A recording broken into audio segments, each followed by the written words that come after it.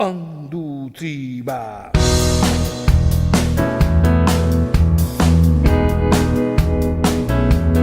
Mr. Burke, Good afternoon, buenos dias. So, how are you? I'm fine. I can hear you quite well. Yeah. Yeah, perfect. So pleased to meet you.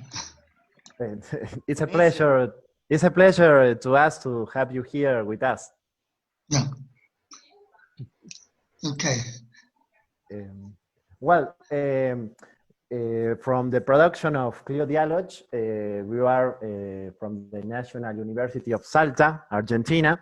With us is the Professor Facundo Maiza and our operator, Nicolás Lamas, and who is speaking to you, Nicolás Hernández Aparicio.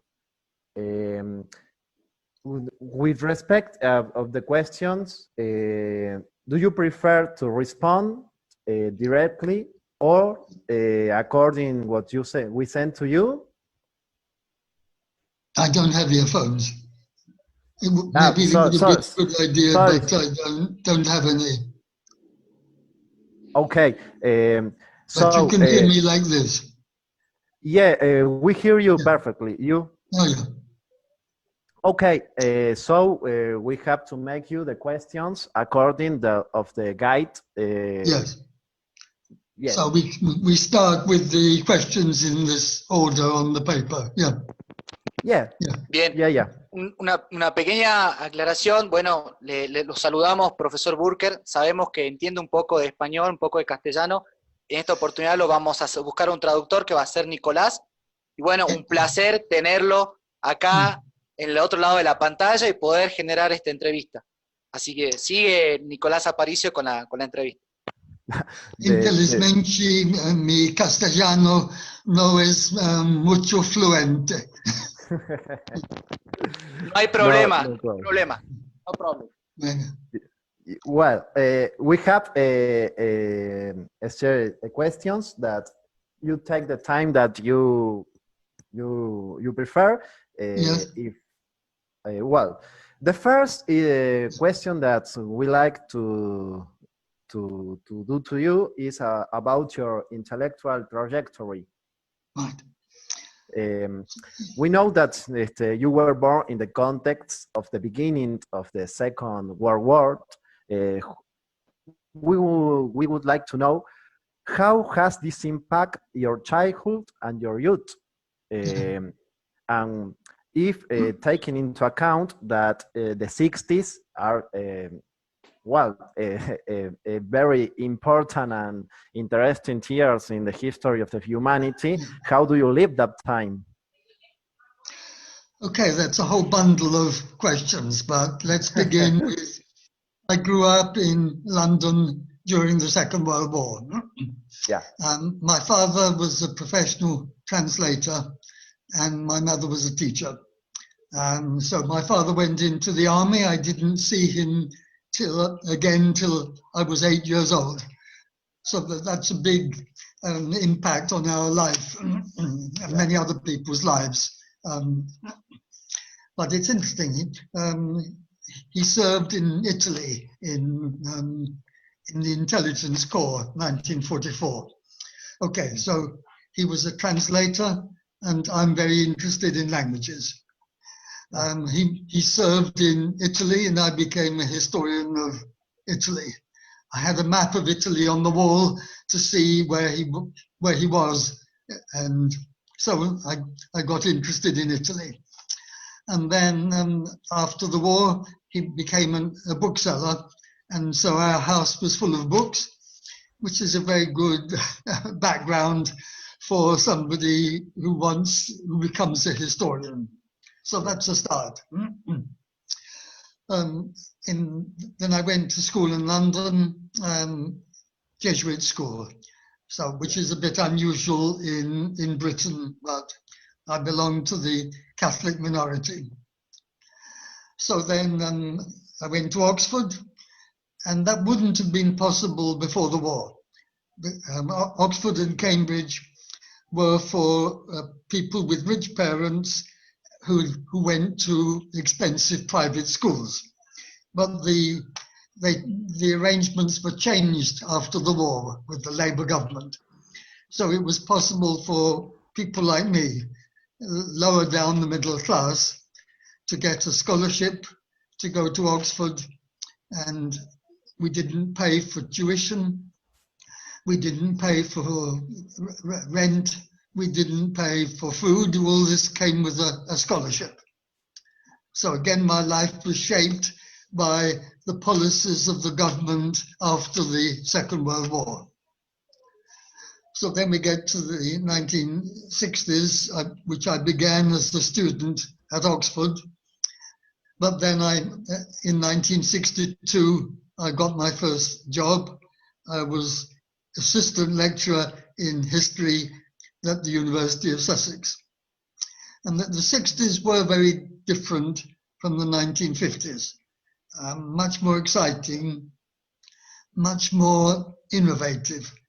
And this was very true of the new University of Sussex. So I feel I really lived the 60s. It was a totally different atmosphere from Oxford. Yeah. Much more egalitarian. My students called me by my first name. I never called my teachers by their first name. But the world was changing. Yeah. So let me think. Yes, that would be the first question. Thank you very much. In connection with that, we are interested in focusing on the beginning of your intellectual career. Yes. Could you tell us about that initial times? Why do you choose history? What was your interest in history? Yes, the first question is the most difficult of all. I could tell you how I became a historian. I'm not sure that I know why. I'm not sure that anybody knows why they are drawn to one career rather than another. But when I was a child, I was already an enthusiast for the past. And when I played with toy soldiers, which English boys were always did this in the 40s. But I used to replay famous battles in history. You know, there were books with diagrams that at the Battle of Waterloo, Napoleon has his troops here, Wellington has his troops here, and this excited me very much. So I became an amateur military historian. I was cured of that by joining the army, but that was later.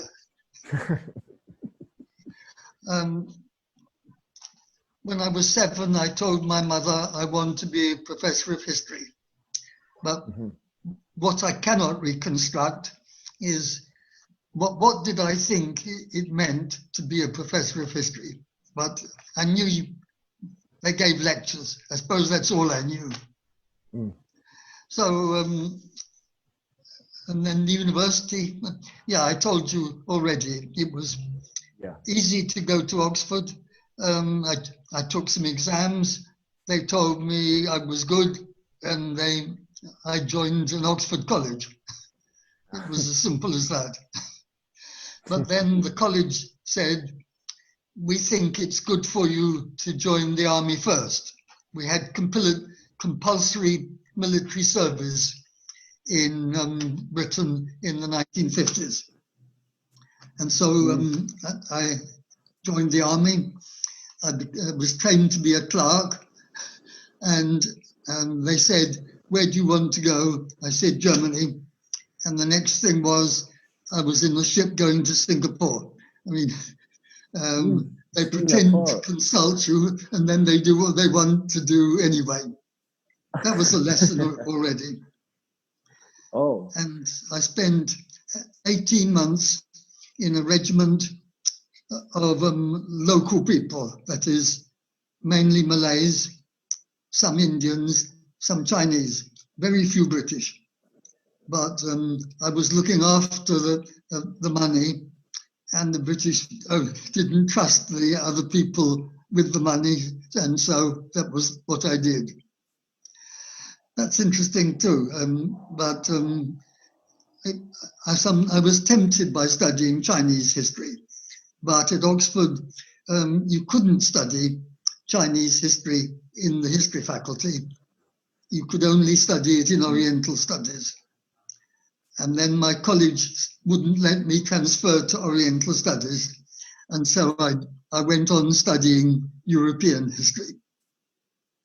So let me think. Oh yeah, and politics, yes.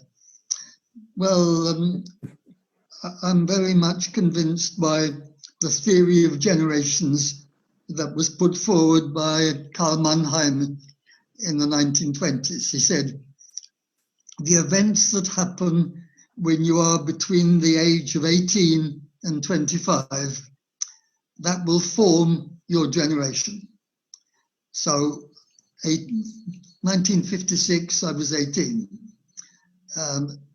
What happens in 1956? Well, two big events, Suez on one side and Hungary on the other. Suez taught me not to trust the British Empire, and Hungary taught me not to trust the Soviet Union.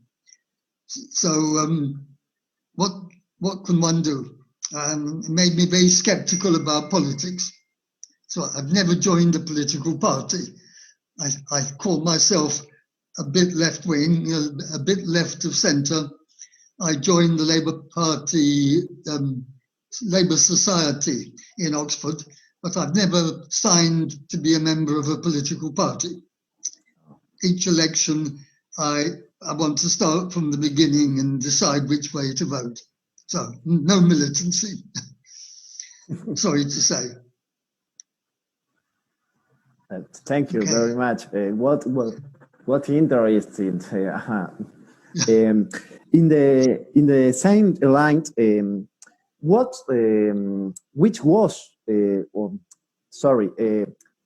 which academic circles did you participate in principles when you graduate in history?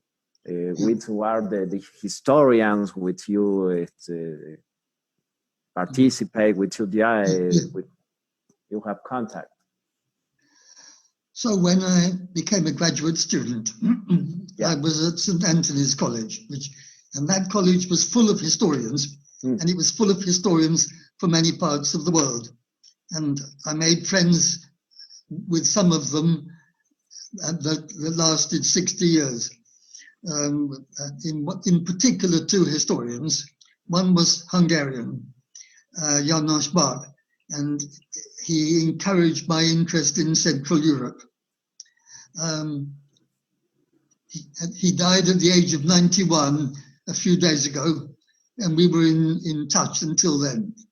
And the second one is from Latin America, Juan Maguasca from Ecuador. And we're still in touch. I mean, I exchanged emails with him last week. So both of those historians influenced me quite a bit. Juan arrived from Paris. He'd been studying with Pierre Chaunu of the Annales.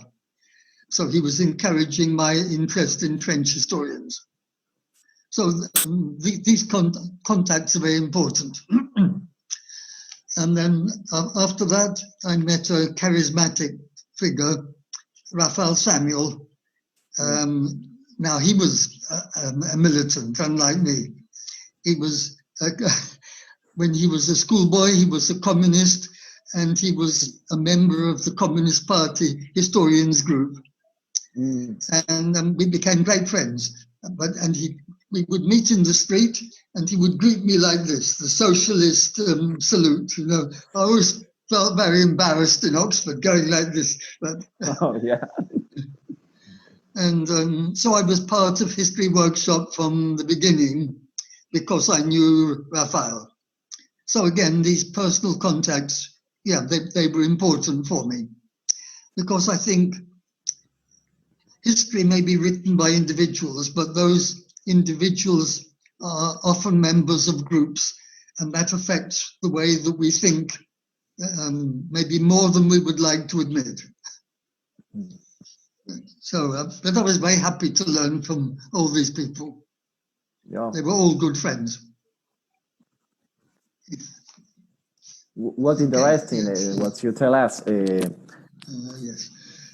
And in the next question, what it's focusing in your production?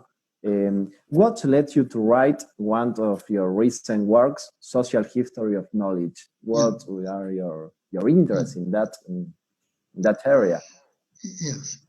Well, it's one of those questions which, if I had a psychoanalyst, you should ask him and not me. But I got interested in the history of knowledge only in about 1990, but I was interested in the history of ideas for a very long time before. Already at Oxford, I thought I was a historian of ideas. At Sussex, we taught a course in history of ideas. Maybe it was the only university in Britain in the 1960s where you could take a whole course, not in general history, but in history of ideas or intellectual history. But most historians of knowledge have come into it through history of science, but not me. I came into it through the history of historical writing as part of the history of ideas. And so I wrote about historical writing already in the 60s and 70s. But around 1990, I was thinking not so much about the ideas of historians, but about the resources. I got interested in the history of libraries, for example, the history of archives. And so that was my route into the history of knowledge. And, you know, the one often wants to read a particular book and it doesn't seem to exist. And the only way for that book to exist is you decide you have to write it yourself. And I wanted to write a social history of knowledge because I wanted to read one. And before that, I'd written a social history of art. And after that, I wrote social history of language. So it wasn't a big step to write a social history of knowledge as well.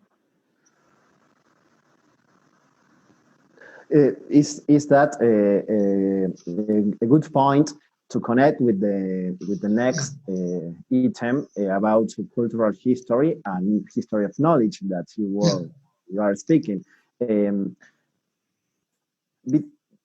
Can you tell us what are the difference around the development of cultural history here in British history and the difference in Latin American historiography recently?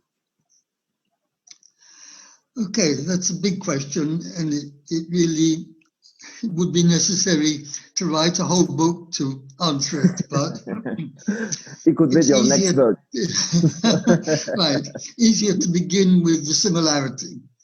Yeah. I think at least there's a similarity in the trajectory of cultural historians in all the countries you mentioned. That is, in Germany too, which is where cultural history began. Yeah. Because the first cultural history was the history of high culture.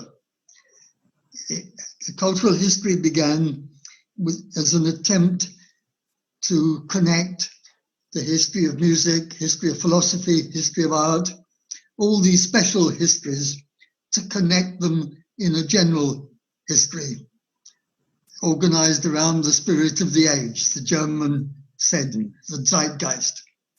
Yeah. And then in the middle of the 20th century, with the rise of social history, there is the idea that we could write a history of popular culture and not only elite culture. And I think that happened in all these countries. And then finally, in a third phase, this is maybe the 1980s, 1990s, there's the idea that we should write the history of culture in the anthropological sense. In other words, the fundamental values of a particular society and the expression of those values, which can be in practices, it can be in artifacts. And I've practiced all three forms of cultural history in chronological order. I'm not the only person. Yeah. Now, I think the North Americans were the pioneers of this historical anthropology. I'm thinking of people like Natalie Davis, because the United States cultural anthropology was very important. In England, we didn't have cultural anthropology, we had social anthropology. And in England, social history was the exciting thing to write in the 1960s, more than cultural history. And when cultural history came, then yes, it had a social side. What's the social history of culture? That was what excited me at first. But then we moved to France, and in the 60s, no decent French historian would use the word culture. Their word was civilisation. Fernand Braudel wrote about civilisation. Later on, the fashionable word was imaginaire. Georges Duby, he wanted to write l'histoire de l'imaginaire social. And so only in the 1980s, I think, beginning maybe with Roger Chartier, French historians began to say, yes, we write histoire culturelle. I think it's part of the Americanization of French, that they gave up civilisation and they adopted culture. Anyway, and finally, the Latin American trajectory. I think, like Spaniards, Latin Americans, they would like to have to find their own special path, their own special way of writing history. And they navigate. On one side, there's Marxism. On another side, there's the Anal. I went to a very good conference once in Santiago de Compostela, which was about this. It was Spanish historians asking themselves, can we find a Spanish way of writing history, including cultural history? But I'm not sure that there's a very clear answer. I think what happens is, I know Brazil better.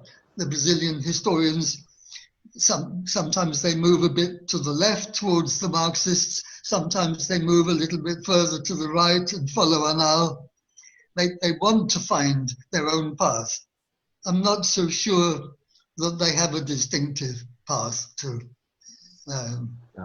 So that, but as I say, that question demands a very long answer. I have to leave out all the nuance in order just to give you a few sentences. I hope that's okay. No, it's very interesting, but when we were students, that the reference of cultural history in Latin America was, well, what are the cultural historians here in Latin America? And then we have much options. It was Peter Burke and Roger Chartier. Well, you have a long production, very interesting but I know that it's a questions a little problematic, if you want. But what of you considered are the most finished, or you choose the one of your books that you like most, or you think that are your best work? well, one big challenge is for Latin Americans writing any kind of history, not just cultural history.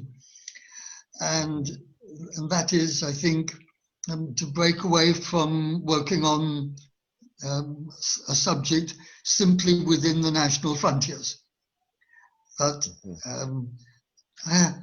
I've taught a lot of students in Brazil, not so many in Spanish America. Though once I went to a conference, not a conference, a course for students, graduate students in Mar del Plata, and they came from all over Argentina, and I had to talk to each of them individually about their research. And I kept noticing everyone is working on Argentina, and what happens next door? It may be very near, just over the border. No, they weren't so interested, and that worried me a bit. And in Brazil, they don't even think they're part of Latin America. You know, they use the phrase Latin America, they mean Spanish America. It's a bit like the British, who, when they say Europe, they sometimes exclude themselves. Europe is the French and Germans. And it's like the Sicilians, when they talk about going to Italy, when they mean they're going from Palermo to Rome. So I think it's especially important now in this globalizing world to try to think outside the national borders. Sometimes by doing local history, sometimes by doing international history. I don't know how far the teaching of history in your university allows this, but at least the graduate students, because they're independent, they can do this if they want. And one should encourage them to do it. And I think, is there an Argentinian culture? But then isn't there a culture of a particular region, let's say around Cordoba? But then isn't there a culture which would include Uruguay and Chile? And isn't there a culture that would include all the Spanish-speaking peoples? And isn't there a culture which, to some degree, will include the globe, especially? The great challenge now, I think, everybody needs to be a bit of a global historian. I mean, not to write only histories of the whole world, but to see how, whatever we're interested in, how is it connected with something outside itself? How is it, so even if you're working on the working class in Buenos Aires, it would be worth reading a book about China to discover whether the working class of Shanghai, they had similar problems or different problems. 50 years ago, historians weren't doing it.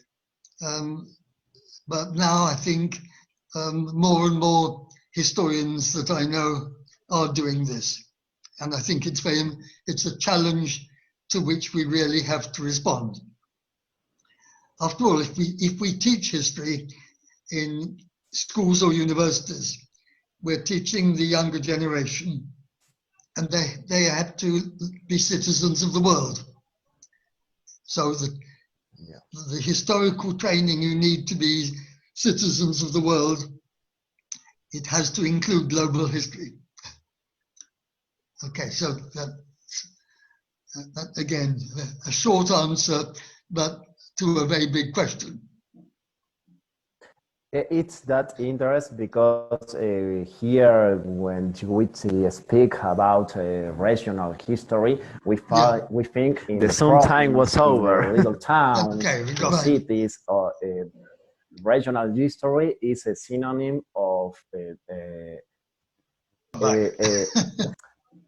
We have to get out of the national history, and in that way. Sometimes a lot of Argentinian historians understand that regional history is synonym of local history, and the global perspective is is that not present in the works? What is you said, it's very interesting. Professor, a little problem. The time is over, so if the communication is out, you have to enter in the same link that we sent you previously. Of course, the history of immigration is a very good subject for linking the local to the global. And Latin America has seen a lot of immigration. So in some ways, that's a perfect area for students in Argentina or Brazil. You study the Italian immigration, you study in Brazil, the Japanese immigration, you study the Arab immigration, and so on. And it's interesting too, it's a framework for comparative history, because people left the same country, like, and they would go to, some Italians went to Australia, some went to North America, some went to Brazil, but are they treated differently in these different places? Or if you focus on one of the host countries, like Brazil, was it a different experience for an Italian to go to Brazil, for an Arab to go to Brazil, for a Japanese to go to Brazil? They went for different reasons, and when they arrived, things are different, because the Japanese still, they don't intermarry very much with the rest of the grabar. Ahí está, grabando. The Zoom time was over. Okay, we got back. The technology questions are very difficult sometimes. Well, you, if you want, we can continue with the next next questions. It's we have a public diverse, and we will, they maybe be interested in some social questions that we are living now. For example, what are your perspective of the COVID-19 and how that's impacting in England and the United Kingdom, and what is your global analysis of that of this situation? What and the historians, the people they ask, well, the historians could give us an answer of what's happened now.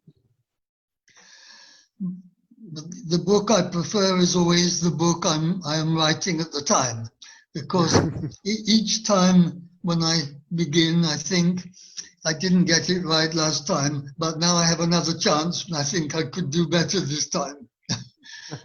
So I'm afraid I can't give you a longer answer to that question.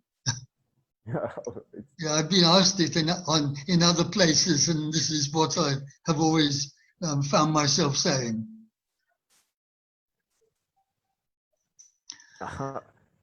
Now come the really difficult questions.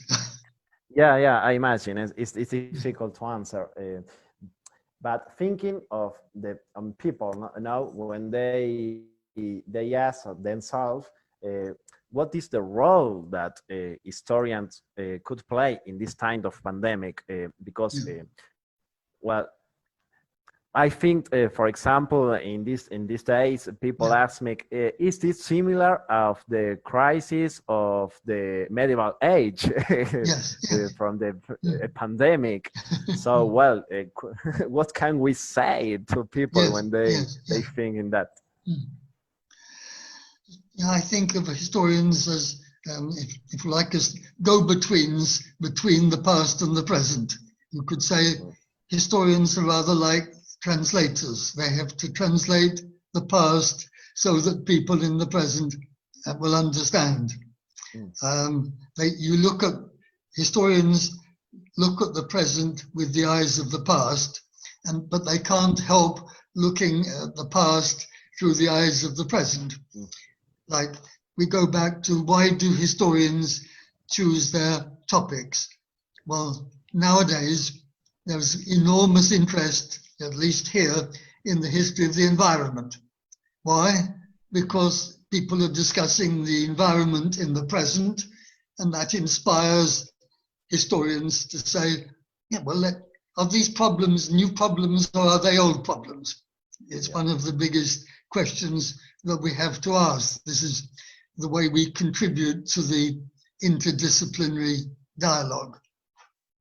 So, and like translators, we have a problem because there's a kind of dilemma. You want to be just to the past, but you want to be intelligible to the present. So I think we're walking on a rope, and you could easily fall off one way or the other, but you steer like this, trying to combine two things that you know can never be completely combined, but you must keep trying. So that's the general answer. And then you want to ask me about the virus, of course.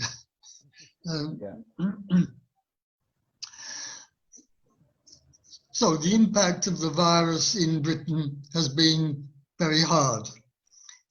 40,000 people have died so far, maybe slightly more.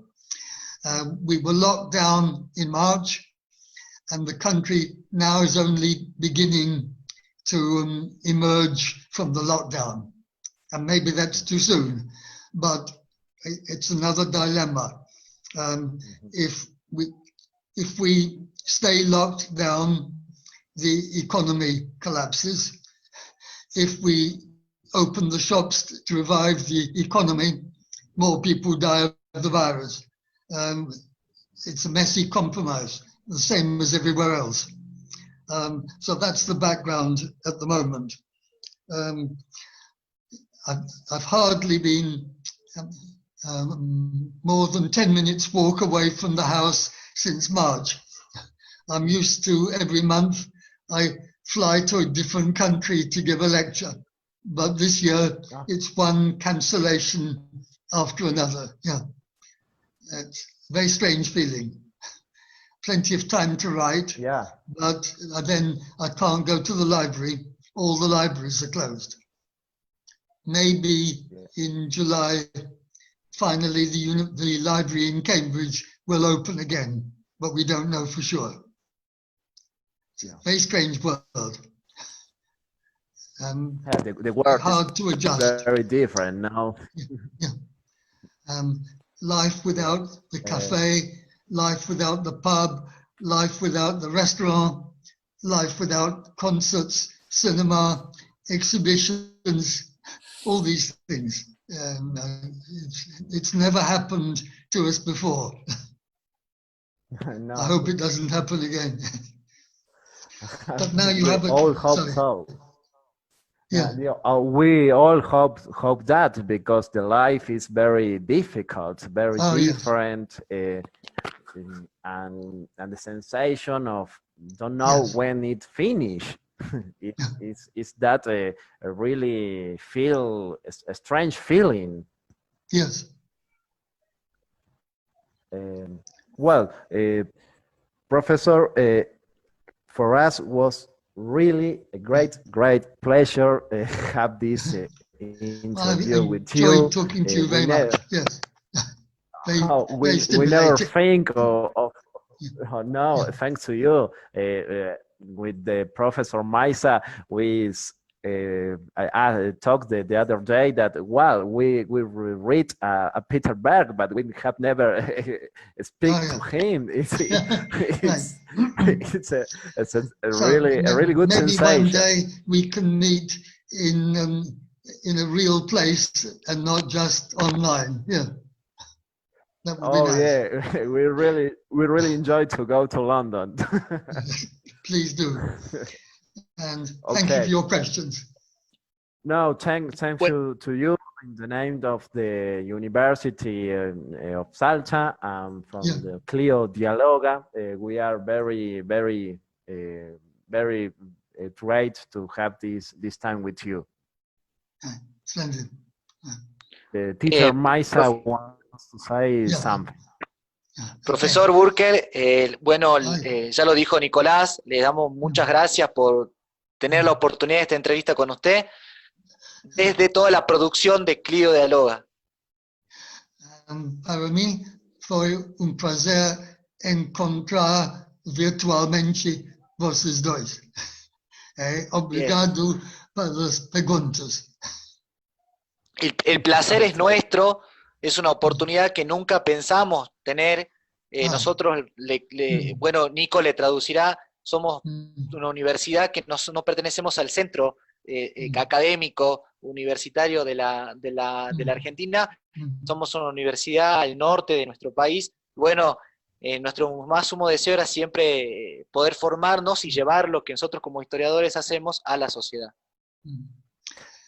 Tal vez no futuro podemos nos encontrar en espacio, tal vez en Inglaterra, tal vez en Argentina. ¿Quién sabe? Seguro, sería una oportunidad incalculable, inmensurable, de poder tener esa oportunidad de conocerlo. Nosotros estamos haciendo este programa hace mucho tiempo, y nosotros tenemos planeado, como dijo Nicolás al principio, todo un ciclo de entrevistas. Cuando terminemos esta entrevista con usted, le vamos a enviar nuestras redes sociales para que pueda ver a posterior nuestra entrevista, y la entrevista con Roger Chartier, nuestra entrevista con Levi, nuestra entrevista con Carlos Ginsburg, nuestra entrevista con historiadores argentinos, para que usted también sea parte y conozca nuestro trabajo que venimos haciendo y que con usted podemos también concluirlo, ¿no? The Muy bien. teacher said that we will send you the another interviews that we have with the another historians. Adiós. Goodbye. Yeah. Goodbye. A pleasure. Goodbye. Goodbye. Goodbye. Adiós. Okay. 1, 2, 3,